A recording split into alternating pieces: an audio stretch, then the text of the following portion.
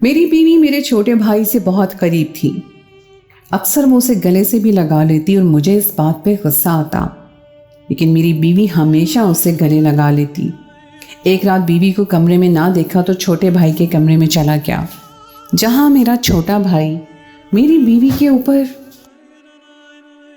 آج پھر جب میں کام سے گھر واپس آیا تو لیونگ روم سے ہنسنے اور کھلانے کی آوازیں آ رہی تھیں. جب میں اندر داخل ہوا تو میری بیوی اور میرا چھوٹا بھائی حسن دونوں بیٹھ کر لوڈو کھیل رہے تھے، اور دونوں اتنے قریب بیٹھے تھے کہ مجھے ایک لمحے کے لیے بہت عجیب لگا. اور سب سے بڑی بات یہ کہ مجھے دیکھتے ہی دونوں ٹھیک ہو کر بیٹھ گئے، اور ایسے میری بیوی کے چہرے کا رنگ بھی اڑ گیا جیسے وہ پکڑی گئی ہو. میرا بھائی تو چھوٹا تھا، معصوم تھا، اسے اس بارے میں کچھ معلوم نہیں تھا، لیکن میری بیوی کے چہرے کے اڑتے ہوئے رنگ نے مجھے مشکوک سا کر دیا. حالانکہ کوئی ایسی بات نہیں تھی کہ وہ چھوٹے بھائی کے ساتھ بیٹھی ہنستی کھیلتی ہے، باتیں کرتی ہے، لیکن عجیب بات یہ تھی کہ دونوں بہت قریب بیٹھے تھے اور میری بیوی نے اس کے گلے میں بازو ڈال رکھی تھی. اور دوسری بات یہ تھی کہ اس کے چہرے کا رنگ مجھے دیکھتے ہی اڑ گیا تھا. لیکن میں نے اس بات کو زیادہ سنجیدگی سے نہ لیا اور اپنے روزمرہ کے کاموں میں مصروف ہو گیا. لیکن ہر گزرتے دن کے ساتھ یہ منظر مجھے نظر آنے لگا. کبھی میری بیوی حسن کو اپنے ہاتھوں سے کھانا کھلا رہی ہوتی تو کبھی چھوٹی چھوٹی بات پر خوش ہو کر اسے فوراً گلے لگا لیتی. مجھے یہ سب عجیب لگتا تھا کیونکہ ہمارے گھر کی تہذیب ایسی نہیں تھی. وہ بے شک چھوٹا تھا لیکن تھا تو اس کا دیور ہی. اور سب سے بڑی بات یہ ہے کہ اسلام میں دیور سے اتنی سختی سے منع کیا گیا ہے. اور میری بیوی بھی خود کافی دین کی سمجھ بوجھ رکھنے والی تھی، لیکن نہ جانے میرے بھائی کے معاملے میں اس کی ساری سمجھ بوجھ کہاں چلی جاتی تھی. اور وہ کبھی کبھار تو اس کو خوش کرنے کے چکر میں مجھے بھی نظر انداز کر دیتی تھی. یہ بات مجھے کھٹکنے لگی تھی، اور پھر ایک دن رات کو جو کچھ میں نے دیکھا وہ میرے سر پر آسمان گرانے کو کافی تھا. میرا تعلق ایک متوسط گھرانے سے تھا اور ہم 2 بھائی تھے، اور میرا بھائی مجھ سے کافی چھوٹا تھا. ہم دونوں کی عمروں میں اتنا زیادہ فرق ہونے کی وجہ سے ہی میں اس کے لیے باپ کا درجہ رکھتا تھا، کیونکہ میرے والد کی کچھ عرصہ پہلے ہی وفات ہو چکی تھی. اس لیے میں ہی اب گھر کا سربراہ تھا، اور زندگی بہت اچھی نہ سہی لیکن بہت بری بھی نہیں گزر رہی تھی، اور اپنے مخصوص طریقے سے آگے بڑھ رہی تھی. میں جاب کرتا تھا، وہ میرا چھوٹا بھائی پڑھتا تھا. ہم نے تو کبھی بھی نہیں سوچا تھا کہ ہماری زندگی میں کوئی اور مشکل آئے گی، لیکن ایک طوفان نے ہماری زندگیوں کو ہلا کر رکھ دیا. ایک دن جب میں آفس سے گھر واپس آیا تو میری ماں بے ہوش ہو کر نیچے گری ہوئی تھی، اور میرا چھوٹا بھائی ان کے قریب بیٹھا رو رہا تھا. میں نے پوچھا کہ ماں کو کیا ہوا ہے، تو اس نے بتایا کہ ماں کام کرتے ہوئے باہر آئی اور اچانک گری اور بے ہوش ہو گئی.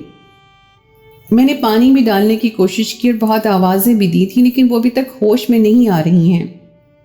اس بات نے مجھے خود پریشان کر دیا، اور میں فوراً ماں کو لے کے ہاسپٹل بھاگا. ڈاکٹرز نے ان کو وقتی طور پر چیک کیا، پھر ڈاکٹر نے جو خبر سنائی وہ میرے سر پر آسمان گرانے کو کافی تھی. ڈاکٹرز کے مطابق میری ماں کو کینسر تھا، اور وہ بھی آخری سٹیج پر. اب تو ان کا علاج بھی ممکن نہیں تھا، اور سب سے بڑی بات یہ تھی کہ ان کے پاس بہت کم وقت رہ گیا تھا. اس خبر نے تو ہم دونوں بھائیوں کو ہی جیتے جی مار دیا. ماں نے جب یہ خبر سنی تو انہوں نے ایک ہی بات کی فکر کی تھی کہ میرے بعد گھر کا کیا ہوگا، کیونکہ چھوٹا بھی بہت چھوٹا ہے اور اسے قدم قدم پر گائیڈ کرنے کی بھی ضرورت ہے. میں چھوٹے کو سنبھالوں گا یا نوکری کروں گا یا گھر سنبھالوں گا، جبکہ مجھے ان باتوں کی کوئی پرواہ نہیں تھی. مجھے تو صرف اپنی ماں کی فکر تھی، اور میں ہر ممکن طریقے سے کوشش کر رہا تھا کہ ان کی بیماری کا کہیں سے کوئی علاج ہو جائے. لیکن بڑے سے بڑے ڈاکٹرز نے بھی جواب دے دیا تھا کہ بیماری جس سٹیج پر پہنچ چکی ہے اب سب بیکار ہے. اب ان کے صرف دکھ اور تکلیف کو کم کیا جا سکتا ہے، اور دوائیوں کے ذریعے ان کے درد میں کمی لائی جا سکتی ہے، لیکن اس بیماری کو ختم نہیں کیا جا سکتا. میری ماں تقریباً بستر سے لگ گئی تھی اور بس درد سے بچاؤ کی دوا پر جی رہی تھی. لیکن کبھی کبھی یہ رات گئی ان کو جب درد اٹھتا تو ان کی چیخیں دل دہلا دیتی تھیں. میں تو سب کچھ بھول چکا تھا. آفس والے اچھے تھے کہ انہوں نے اس مشکل وقت میں میرا ساتھ دیا اور مجھے کام کا زیادہ بوجھ نہیں دیا. جب دل چاہتا میں گھر آ جاتا کہ میری مجبوری سب کو ہی معلوم تھی. مجھے خود ہی گھر بھی دیکھنا تھا اور ماں کو بھی دیکھنا تھا، اور میری ماں نے مجھے بہت لاڈ سے پالا تھا. اس لیے مجھے گھر کے کام کا کچھ تجربہ بھی نہیں تھا، اور اب تو یہ حالت تھی کہ ماں کو باہر کا کھانا نہیں کھلا سکتے تھے اور گھر کا کھانا میں بنا نہیں سکتا تھا۔ یہ سب بڑی مجبوری تھی اور اب ہم محتاج ہو گئے تھے۔ کبھی ماں کھانا بنا لیتی، لیکن کبھی کوئی پڑوسن کھانا بنا دیتی، تو کبھی کسی کے آتے ہی سلسلہ ایسے ہی چل رہا تھا۔ ایک دن ماں کی حالت بہت زیادہ خراب ہوئی اور ڈاکٹرز نے کہا کہ ان کے پاس صرف چند دن بچے ہیں، تو مجھے لگا کہ میری ہمت ختم ہو گئی ہے۔ لیکن میری ماں بہت ہمت والی تھی، انہوں نے مجھے پاس بلایا، ایک ایڈریس بتایا اور کہا کہ یہ میری دوست ہے، اس کے گھر جا کر میرے بارے میں بتاؤ اور ساتھ لے کر آؤ، میں اس سے ملنا چاہتی ہوں۔ ماں کی بات میرے لیے حکم کا درجہ رکھتی تھی، اس لیے میں ان سے ان کا دوست کا ایڈریس لے کر شہر کے ایک چھوٹے سے محلے کی طرف چلا گیا۔ بڑی مشکل سے مجھے اس خاتون کا گھر ملا، اور جب میں نے ان کو ماں کے بارے میں بتایا تو وہ بھی سن کر بہت پریشان ہوئی، اور انہوں نے فوراً اس وقت ہمارے گھر آنے کا فیصلہ کیا۔ ان کی ایک بیٹی بھی تھی، لیکن میں نے تو اس چیز پر بالکل دھیان نہیں کیا، میرا تو سارا دھیان ماں میں اٹکا ہوا تھا۔ وہ دونوں ماں بیٹی ہمارے گھر آ گئیں، اور اس کے بعد مجھے گھر کی طرف سے بے فکری ہو گئی۔ وہ دونوں میری ماں کا مجھ سے بھی بڑھ کر خیال رکھتی تھیں۔ اس لڑکی کا نام سارا تھا، سلجھی ہوئی لڑکی تھی، آتے جاتے اس سے سلام ہو جاتی تھی اور کبھی کبھار بات بھی ہو جاتی۔ اس سے مجھے اندازہ ہو گیا تھا کہ وہ اچھی پڑھی لکھی لڑکی ہے، اور جس طریقے سے ان دونوں نے گھر سنبھالا ہوا تھا میں تو ان کا شکر گزار ہی تھا۔ اور پھر ایک دن آفس سے گھر واپس آیا تو میری ماں نے مجھے کہا کہ سارا سے نکاح کر لو، یہی میری خوشی ہے، اور میں ہمیشہ سے اسے ہی اپنی بہو بنانا چاہتی تھی۔ اب میرے پاس وقت نہیں ہے، اس لیے ماں کی خواہش پوری کرتے ہوئے انتہائی چھوٹی سی تقریب میں سادگی سے میرا نکاح سارا سے ہو گیا۔ اور جس لڑکی کو میں جانتا بھی نہیں تھا، نام کے علاوہ مجھے اس کے بارے میں کچھ معلوم نہیں تھا، وہ لڑکی میرے نام ہو چکی تھی۔ لیکن مجھے تو اس سے بھی فرق نہیں پڑا تھا، میرے لیے تو سب کچھ میری ماں ہی تھی۔ لیکن ہمارے نکاح کے تیسرے چوتھے دن ہی میری ماں چل بسی، جیسے وہ صرف میری شادی کے انتظار میں زندہ تھی۔ اور میری ماں کی وفات کے بعد ان دونوں ماں بیٹی نے بہت اچھے سے مجھے اور چھوٹے کو سنبھالا۔ میرا چھوٹا بھائی تو سارا سے بہت زیادہ مانوس ہو چکا تھا، اور جب میری ماں کا 10واں ہوا تو اس کے بعد میری ساس نے کہا کہ مجھے اب جانا ہوگا، میں زیادہ ٹائم تم لوگوں کے گھر تو نہیں رہ سکتی۔ اس لیے وہ رخصت ہو گئی اور میری بیوی یہاں پر ہی رہے گی کہ میری اس سے بے تکلفی پیدا ہونے لگی، اور اس نے اچھے سے گھر کو سنبھال لیا تھا۔ مجھے گھر کی طرف سے بے فکری ہو گئی تھی۔ اب مجھے اس بارے میں معلومات حاصل ہونا شروع ہو گئی۔ وہ پڑھی لکھی لڑکی تھی، اس نے گریجویشن کر رکھا تھا اور بہت ہی دیندار بھی تھی، نماز روزے کی پابندی تھی اور سلیقہ شعور بھی بہت تھی۔ اس نے گھر کو بھی بہت اچھے سے سنبھالا ہوا تھا، اور ایسی ہی لڑکی میرے دماغ میں تھی اپنی ہم سفر کو لے کر، اور بن مانگے ہی خدا نے مجھے ایک ایسی ہم سفر عطا کرتی تھی۔ میں خدا کے بعد اپنی ماں کا شکر گزار تھا، جو جاتے جاتے بھی میرے لیے بہت اچھا فیصلہ کر کے گئی تھی۔ زندگی بہت اچھے طریقے سے گزارنا شروع ہو گئی، اور ایک بہت جھٹکے کے بعد زندگی پھر سے اپنی مخصوص رفتار سے چلنا شروع ہو گئی تھی، اور شاید چلتی ہی رہتی اگر میرے دماغ میں اپنے چھوٹے بھائی اور بیوی کو لے کر شک پیدا نہ ہوتا، کیونکہ میں نے اس بات پر غور کیا تھا کہ میری بیوی مجھ سے بھی زیادہ میرے چھوٹے بھائی کا خیال رکھتی ہے۔ شروع میں تو مجھے لگا کہ ماں کے جانے سے وہ زیادہ خود کو اکیلا محسوس کر رہا ہے، اس لیے اس کا زیادہ خیال رکھتی ہے، لیکن جب کچھ وقت گزرنے کے بعد وہ سنبھل گیا اور اپنے معمول کے مطابق اسکول وغیرہ بھی جانے لگا، تب بھی میری بیوی اسی پر زیادہ فوکس کرتی تھی۔ ہمارے گھر میں کھانا تھا، اسی کی پسند کا بنتا تھا، میری پسند ناپسند کیا ہے یہ شاید میری بیوی کو معلوم نہیں تھا۔ مجھے چھوٹے بھائی کی کیا پسند ہے یہ سب اس کو معلوم تھا۔ شروع میں تو وہی ساری چیزیں مجھے بہت اچھی لگتی تھی کہ میری بیوی میرے بھائی کا اتنا خیال رکھتی ہے، لیکن اب مجھے ان سب چیزوں سے الجھن ہونے لگی تھی۔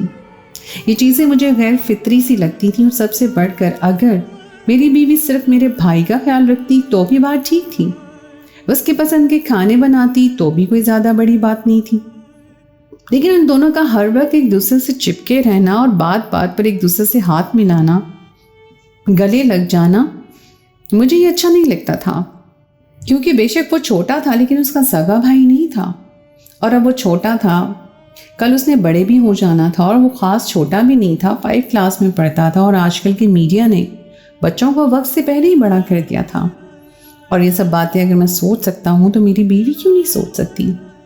اس لیے مجھے اس سے گلا تھا اور میں نے آہستہ آہستہ کوشش شروع کر دی کہ میری بیوی بھی اس بات کو سمجھ جائے اور اس معاملے میں جو کر سکتا تھا، لیکن مجھے ہی سمجھانا شروع ہو جاتی تھی کہ وہ بچہ ہے، آپ کو کیا ہو گیا ہے اور آپ چھوٹے بچے پر بلا وجہ شک کر رہے ہیں۔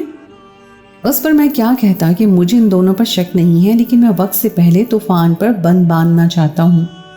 لیکن وہ بالکل بھی نہیں سمجھ رہی تھی۔ ہماری شادی کو 3-4 ماہ ہو چکے تھے، لیکن ابھی بھی میری بیوی اور میرے بھائی کے درمیان قربت کم ہونے کے بجائے بڑھتی ہی جا رہی تھی۔ اور شاید میں اس چیز سے سمجھوتا کر بھی لیتا، لیکن اگر ایسا ہوتا کہ وہ دونوں کسی بات پر ہنس رہے ہوتے، کھیل رہے ہوتے، لیکن میرے سامنے آتے ہی وہ دونوں ایسے محتاط ہو جاتے جیسے ان کی کوئی چوری پکڑی گئی ہو۔ بلکہ سب سے زیادہ رنگ تو میری بیوی کا اڑتا تھا، اور اس نے مجھے مشکوک کر دیا تھا کہ میں ان کی معلومات پر نظر رکھوں، لیکن کوئی بھی ایسی بات ابھی تک میرے نوٹس میں نہیں آئی تھی جس پر میں ان سے باز پرس کر سکتا۔ وہ شاید دونوں ہی محتاط ہو گئے تھے، کیونکہ میرے سامنے وہ لوگ آپ زیادہ بات چیت نہیں کرتے تھے، اور مجھے یہ تو معلوم تھا کہ میرے پیچھے وہ اب بھی ایک دوسرے سے ملتے ہیں اور ایک دوسرے کے ساتھ کھیلتے ہیں، لیکن میرے سامنے محتاط ہو گئے ہیں۔ اور اس بات نے مجھے اور زیادہ الجھن میں ڈال دیا تھا۔ مجھے سمجھ نہیں آ رہی تھی کہ میری بیوی بھلا یہ سب کیوں کر رہی ہے، اور جب میں نے اسے منع کیا ہے کہ میرے بھائی کے زیادہ قریب نہ جائے، تو پھر اسے بھلا کیا ضرورت ہے اس کے زیادہ قریب جانے کی، جبکہ میں یہ نہیں چاہتا۔ اسے یہ بات سمجھ آ جانی چاہیے، کیونکہ اس کا رشتہ مجھ سے تھا اور اس کو میرا خیال رکھنا چاہیے تھا۔ میرے بھائی کا خیال رکھنا یا اس کی خواہش پوری کرنا اس کے فرض میں شامل نہیں تھا۔ پھر بھی وہ اس کو پوری اہمیت دیتی تھی کہ ایک دن رات کو میری آنکھ کھلی تو میری بیوی بستر پر موجود نہیں تھی، اور مجھے حیرت ہوئی کہ وہ اتنی رات کو کہاں ہے، کیونکہ واش روم کی لائٹ بھی آف تھی۔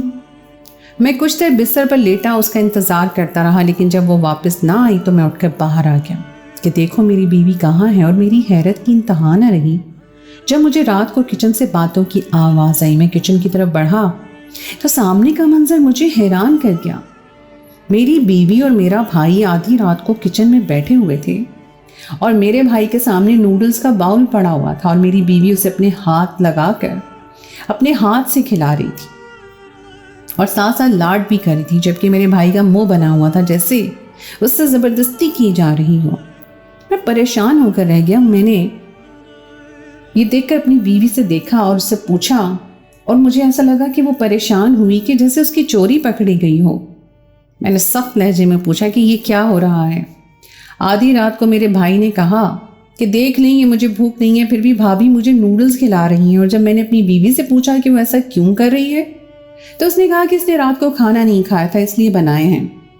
میں نے اپنی بیوی کو ڈانٹ دیا کہ اس نے رات کو کھانا نہیں کھایا تھا، تو یہ زبردستی کھانا تم رات کو اس کو کھلا سکتی تھی، ایسے آدھی رات کو اٹھ کر کھانا کھلانے کی بھلا کیا تک ہے؟ اور جب میں تم سے کہہ چکا ہوں کہ میرے بھائی کوئی معصوم بچہ نہیں ہے، اس سے دور رہا کرو۔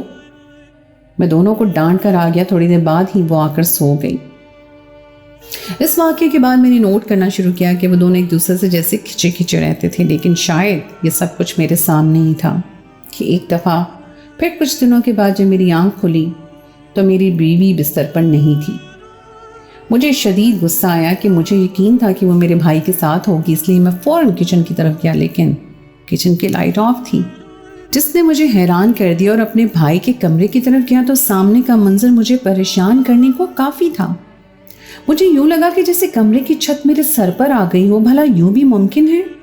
کیا میری بیوی چاہتی کیا ہے؟ میرے صبر کا پیمانہ لبریز ہو چکا تھا، اس لیے میں شدید غصے میں تھا۔ جیسے دروازہ کھول کے اندر داخل ہوا تو وہ دونوں مجھے دیکھ کے پریشان ہو گئے اور ان کے چہرے کا رنگ اڑ گیا۔ وہ دونوں جو ایک ہی بستر پر ساتھ ساتھ گلے میں باہیں ڈال کر لیٹے ہوئے تھے، مجھے دیکھتے ہی فوراً پیچھے ہٹ گئے۔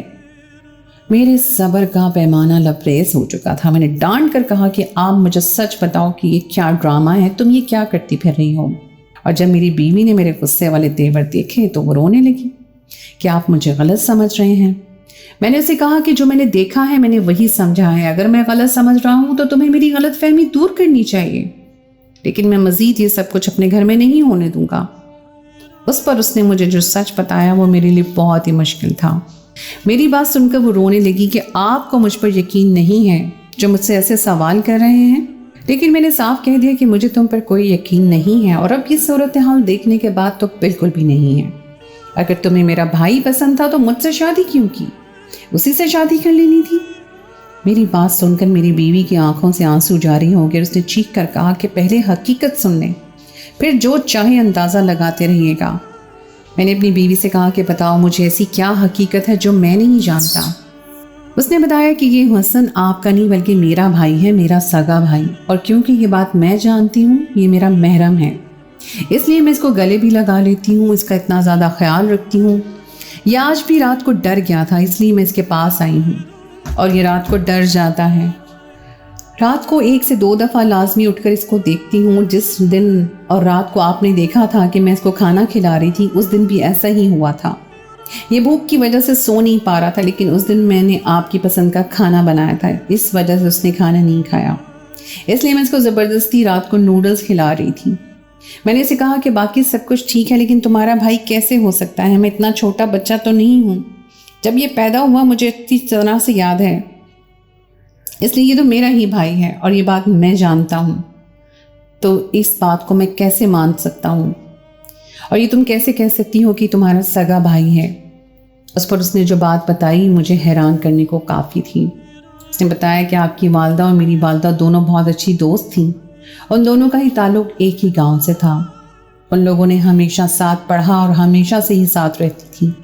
लेकिन मेरी वालदा का रिश्ता आपके वालिद से बचपन से ही तय था, लेकिन कॉलेज के दौर में मेरी वालदा को मेरे वालिद से प्यार हो गया, और इस बात की गवाही आपकी वालदा थी। इसलिए उन्होंने आपकी वालदा की मदद से भाग कर निकाह कर लिया, जिसकी वजह से उन दोनों का ही ख़ानदान से बेदखल कर दिया गया, और आपकी वालदा की ज़बरदस्ती शादी आपके वालिद से करवा दी गई। और सारी ज़िंदगी आपके वालिद ये रिश्ता कबूल नहीं कर सके, और उन्होंने इस रिश्ते को कबूल करने की शर्त ये लगाई थी कि दोनों दोस्तें आपस में कोई राब्ता नहीं रखेंगी। उन दोनों का आपस में राब्ता था, लेकिन फिर ये ज़ाहिर एक दूसरे के लिए अजनबी बनकर रह गई थी। और फिर अल्लाह का करना ऐसा हुआ कि हमारे वालिदैन के घर शादी के पहले 3 साल कोई औलाद नहीं थी, जबकि आप अपने वालिदैन के घर पैदा हो चुके थे। और 3 साल बाद मैं पैदा हुई तो मेरे ख़ानदान ने मुझे कबूल करने से इनकार कर दिया। उनको लगता था कि शायद मैं बड़ी होकर जायदाद में हिस्सा मांगूंगी, इसलिए वो मेरी जान के दर पे हो गए थे। मेरे वालिद ने लिख कर दे दिया कि मेरी बेटी आपसे कभी हिस्सा नहीं मांगेगी। इस तरह मेरी जान बच गई। मेरे वालिद और वालदा अलग रहते थे, लेकिन आपकी वालदा और मेरी वालदा मुसलसल राब्ते में थी। मैं कुछ बड़ी हुई तो मुझे ये सारी सूरत हाल मालूम हुई थी, और फिर अल्लाह का करना ऐसा हुआ कि मेरी वालदा के घर में बेटा पैदा हुआ। यह हसन मेरा भाई है, लेकिन आपकी वालदा ने एक ख्वाजा सरा को जन्म दिया।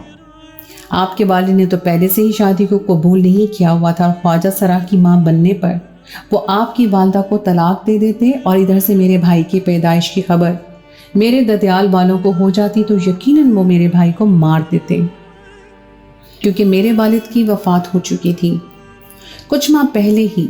और फिर उन दोनों दोस्तों ने एक ही हॉस्पिटल में अपना केस करवाया था, इसलिए वहाँ की डॉक्टरों को साथ मिलाकर दोनों ने प्लान बनाया, और ख्वाजा सरा मेरी माँ की गोद में डाल दिया गया, और हसन को आपकी वालदा की गोद में। और सिर्फ वही बताया गया कि आपके घर बेटा पैदा हुआ है, जबकि मेरी माँ के ख्वाजा सरा पैदा हुआ है। इस खबर ने मेरे धदियाल वालों को बहुत खुश कर दिया, और जल्द ही वो ख्वाजा सरा मेरी माँ ने ख्वाजा सराओं की बस्ती में छोड़ दिया। और मेरे पढ़े लिखे होने पर भी मेरे ददियाल वालों को एतराज़ था, जबकि मेरी ननियाल वालों का एक ही मुतालबा था कि तुम अपनी बेटी को छोड़कर आना चाहती हो तो जिस वक्त भी तुम आओगी घर के दरवाजे खुले हुए हैं। मेरी माँ मुझे कैसे छोड़ देती, इसलिए हम लोगों की छोटी सी बस्ती में रहते थे। मेरी माँ मेहनत मजदूरी करके मुझे पढ़ाती रही, और अब मैं खुद जॉब करती थी, और पहले से ही उन दोनों ने हमारा रिश्ता तय कर दिया था, और ये बात मैं जानती थी। इसलिए मेरी माँ यहाँ मेरा निकाह कर गई है और अब वापस अपने वालिदैन के पास चली गई है। ये है सारी हकीकत, लेकिन मुझे उस पर यकीन नहीं आ रहा था। उस पर उसने मुझे अपने और हसन के DNA की रिपोर्ट दिखाई, जो कि इस बात को सच्चा साबित कर रहे थे। और फिर मैं अपनी सोच पर शर्मिंदा हो गया, और मैंने उन दोनों से माफ़ी मांगी, और शायद यही मेरे लिए भी बेहतर था। फिर मैंने अपनी सास को वापस बुला लिया, जो कि अपने मायके में बड़ी मुश्किल ज़िंदगी गुजार रही थी, क्योंकि हमें एक माँ की ज़रूरत थी, और सास भी तो माँ होती है। تو دوستو یہ تھی میری آج کی کہانی. امید ہے آپ کو آج کی کہانی پسند آئی ہوگی. کہانی اچھی لگی تو اس کو لائک ضرور کیجیے, اپنے دوستوں کے ساتھ شیئر کیجیے. اگر آپ نے ابھی تک میرے چینل کو سبسکرائب نہیں کیا تو اس کو فوراً سبسکرائب کر لیجیے. ساتھ ہی لگے بیل کے بٹن کو پریس کر دیں تاکہ آپ کو میری آئندہ آنے والی کہانی کا نوٹیفیکیشن بر وقت مل سکے. اگلی کہانی تک کے لیے مجھے دیجیے اجازت. خدائے پیمان.